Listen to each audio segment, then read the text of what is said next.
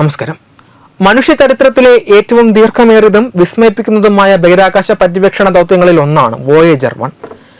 വിക്ഷേപിക്കപ്പെട്ട് 5 പതിറ്റാണ്ടുകൾക്ക് ശേഷം മറ്റൊരു ചരിത്ര നാഴികക്കല്ലിലേക്ക് വോയേജർ 1 അടുക്കുകയാണ്. ഭൂമിയിൽ നിന്ന് വിക്ഷേപിക്കപ്പെട്ട ഏതൊരു വസ്തുവും സഞ്ചരിച്ചതിനേക്കാൾ വലിയ ദൂരമാണ് ഈ പേടകം പിന്നിട്ടിരിക്കുന്നത്. 2026 നവംബറോടെ വോയേജർ 1 ഭൂമിയിൽ നിന്ന് ഒരു പ്രകാശ ദിനം എന്ന അപൂർവ ദൂരപരിധി പിന്നിടുമെന്നാണ് നാസ പ്രതീക്ഷിക്കുന്നത്.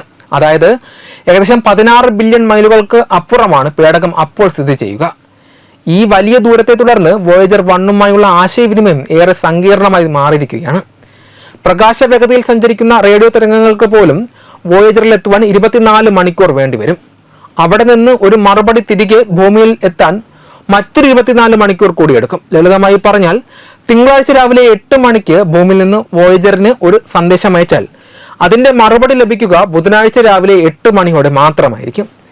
ഭൂമിയിൽ നിന്ന് പേടകം അകന്നു പോകുന്നതിനനുസരിച്ച് ഈ സമയദൈർഘ്യവും വർദ്ധിച്ചു വരും. വോയേജർ 1 വിവരങ്ങൾ കൈമാറുന്ന വേഗതയും വളരെ കുറവാണ്. സെക്കൻഡിൽ 160 ബിറ്റുകൾ മാത്രമാണ് പേടകത്തിന്റെ വിനിമയ നിരക്ക്. ഇത് പണ്ടത്തെ ഡയലപ്പ് ഇന്റർനെറ്റ് കണക്ഷനേക്കാൾ വളരെ മന്ദഗതിയിലുള്ളതാണ്. ഇത്രയും വലിയ ദൂരത്തിൽ നിന്ന് വരുന്ന ദുർബലമായ സിഗ്നലുകൾ ശേഖരിക്കുവാൻ വലിയ ആന്റിന ശൃംഖലകൾ തന്നെ നാസയ്ക്ക് ഉപയോഗിക്കേണ്ടി വരുന്നു. ഇത്രയും കാലതാമസം ഉള്ളതുകൊണ്ട് തന്നെ പേടകത്തിൽ പെട്ടെന്നുണ്ടാകുന്ന തകരാറുകൾ അപ്പോൾ പരിഹരിക്കുക അസാധ്യമാണ്. എന്നിരുന്നാലും വോയേജർ 1 രൂപകൽപ്പന ചെയ്തിരിക്കുന്നത് സ്വയം നിയന്ത്രിക്കുവാനുള്ള ശേഷിയോടെയാണ്. സാങ്കേതിക പ്രശ്നങ്ങൾ ഉണ്ടായാൽ സ്വയം ഒരു സേഫ് മോഡിലേക്ക് മാറുവാൻ വോയേജറിന് സാധിക്കും. അവിടെ നിന്ന് നാസയിലെ എഞ്ചിനീയർമാർക്ക് പിന്നീട് നിർദ്ദേശങ്ങൾ നൽകി പ്രശ്നം പരിഹരിക്കുവാൻ സമയം ലഭിക്കും. ഊർജ്ജം ലാഭിക്കുന്നതിനായി വോയേജറിലെ അനാവശ്യമായ ഉപകരണങ്ങൾ പലതും നാസ വർഷങ്ങൾക്ക് മുൻപേ ഓവർഫ്ലോ ചെയ്തിരുന്നു. 1977 വിക്ഷേപിക്കപ്പെട്ട വോയേജർ 1 175 വർഷത്തിൽ ഒരിക്കൽ മാത്രം സംഭവിക്കുന്ന ഗ്രഹങ്ങളുടെ പ്രത്യേക ക്രമീകരണം പ്രയോജനപ്പെടുത്തിയാണ് വിക്ഷേപിച്ചത്. വ്യാഴം, ശനി തുടങ്ങിയ ഗ്രഹങ്ങളുടെ ഗുരുത്വാകർഷണ ബലം ഉപയോഗിച്ച് വേഗത വർദ്ധിപ്പിക്കുവാനും കൂടുതൽ ദൂരത്തേക്ക് സഞ്ചരിക്കുവാനും ഇതിലൂടെ സാധിച്ചു. ഈ യാത്രക്കിടയിൽ പുതിയ ഉപഗ്രഹങ്ങളും വലയങ്ങളും കണ്ടെത്തുവാൻ വോയേജറിന് സാധിച്ചിട്ടുണ്ട്. 2012 ഓഗസ്റ്റിൽ സൗരയൂഥത്തിന്റെ അതിർത്തി കടന്ന് നക്ഷത്രാനന്തര വിടവിലേക്ക് പ്രവേശിച്ച ആദ്യ മനുഷ്യനിർമ്മിത വസ്തുവായി വോയേജർ 1 മാറി. നിലവിൽ വോയേജറിൽ 4 ശാസ്ത്രീയ ഉപകരണങ്ങൾ മാത്രമാണ് പ്രവർത്തിക്കുന്നത്.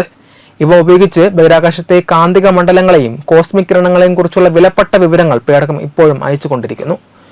മണിക്കൂറിൽ 38,000 മൈൽ വേഗതയിൽ സഞ്ചരിക്കുന്ന ഈ കുഞ്ഞൻ പേടകം മനുഷ്യന്റെ അറിവിനായുള്ള ദാഹത്തിന്റെ നിത്യസ്മാരകമായി അനന്തമായ പ്രപഞ്ചത്തിലൂടെ സഞ്ചരിച്ചു കൊണ്ടിരിക്കുകയാണ്.